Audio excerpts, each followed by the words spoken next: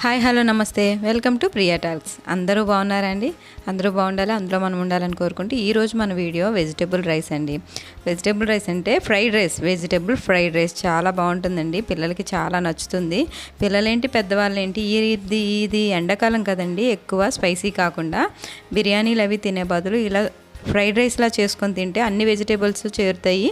అలానే బాగుంటుంది కూడా అండి, ఎక్కువ స్పైసీ లేకుండా, కడుపు మంట పొట్ట మంటలు అవి రాకుండా, వేడది చేయకుండా చాలా బాగుంటుంది. బిర్యానీ బదులు ఇలా ఫ్రైడ్ రైస్ చేసుకుంటే చాలా బాగుంటుందండి. తప్పకుండా ట్రై చేయండి. ఫస్ట్ పెద్ద వెడల్పాటి కళాయి పెట్టుకోవాలండి. నేను స్పైసెస్ యాడ్ చేసుకున్నాను. బిర్యానీలో వేస్తాం కదా, ఎక్కువ కాకుండా చాలా లిమిట్గా తక్కువ వేసుకున్నాను. అలానే బంగాళదుంపలు, క్యారెట్, క్యాప్సికము చిన్న చిన్న ముక్కలుగా కట్ చేసుకున్నాను. మష్రూము, ఇంకా మిల్ మేకరు నానబెట్టి తీసుకున్నాను. కొత్తిమీర, కరివేపాకు, పుదీనా, మొత్తం అన్ని వెజిటేబుల్స్ వేసుకున్నానండి. క్యాబేజ్ కూడా వేసుకోవచ్చు చిన్న చిన్న ముక్కలుగా కట్ చేసి. బంగాళదుంపలు కొంచెం కలర్ మారియండి, ఎందుకంటే చిన్న ముక్కలు కట్ చేయడం వల్ల లేట్ అయింది. చిన్న కలర్ మారింది కానీ మళ్ళీ కడిగి వేశాను. అలానే మిల్ మేకరు, మష్రూమ్ కూడా కూర వండుదామని తీసుకున్నానండి. అవి కూడా చిన్న ముక్కలుగా కట్ చేసి వేసుకున్నాను. అన్ని వెజిటేబుల్స్ విడిగా ఒక్కొక్కటి పెడితే పిల్లలు తినరు కదండి. ఇదే వెజిటేబుల్ది ఇలా అన్ని వెజిటేబుల్స్ కలిపి ఫ్రైడ్ రైస్లా చేసి ఇష్టంగా తింటారండి. ఇలా ఇస్తే పిల్లలు అన్ని పోషకాలు కూడా చేరుతాయి అన్నమాట. క్యారెట్, క్యాప్సికము, ఇంకా మిల్ మేకరు, మష్రూము అన్నీ వేసానండి. అలానే అల్లం వెల్లుల్లి, గరం మసాలా పేస్ట్ ఉంటుంది కదా, అదొక 2 స్పూన్లు తీసుకున్నాను.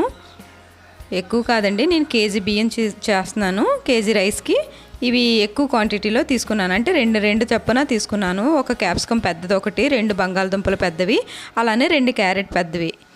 నేను కేజీ రైస్ అంటే కొంచెం ఎక్కువగా కనిపిస్తూ ఉంటాయని తీసుకున్నాను. తక్కువ కావాలంటే తక్కువగా కూడా వేసుకోవచ్చండి.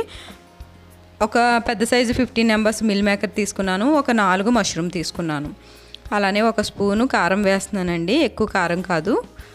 పచ్చిమిరపకాయలు ఒక 10 చిన్న ముక్కలుగా కట్ చేసి వేసుకున్నానండి.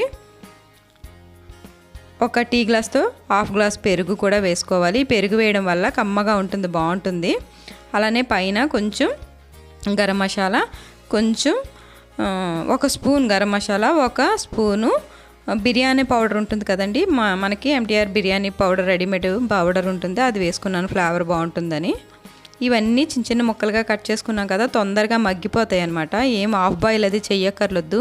నేను పిల్లలు తింటారని బీన్స్ ఉడకబెట్టుకున్నానండి. ఉడకబెట్టిస్తే తింటారు వీళ్ళు ఇష్టంగా. అవి కూడా కొంచెం పైన వేసుకున్నాను. ఆల్రెడీ ఉడికే ఉన్నాయి కాబట్టి ఇవన్నీ ఉడికిన తర్వాత వేసుకున్నాను.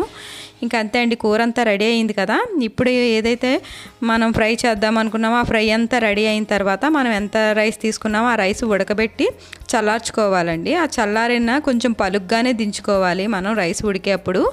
ఆ రైస్ని ఇప్పుడు మనం ఏదైతే ఫ్రై చేసుకున్నామో కూర, ఆ ఫ్రైలో వేసి ఆ మసాలా ఫ్రై మొత్తం వెజిటేబుల్స్ అన్నీ ఆ రైస్కి పట్టేలాగా బాగా కలుపుకోవాలి.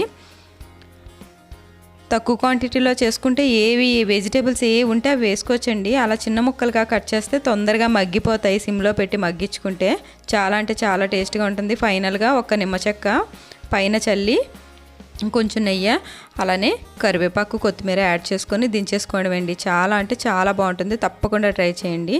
నా వీడియోస్ నచ్చితే తప్పకుండా లైక్ చేయండి, షేర్ చేయండి, సబ్స్క్రైబ్ చేసుకోండి. ఉంటానండి. Take care, bye, thank you.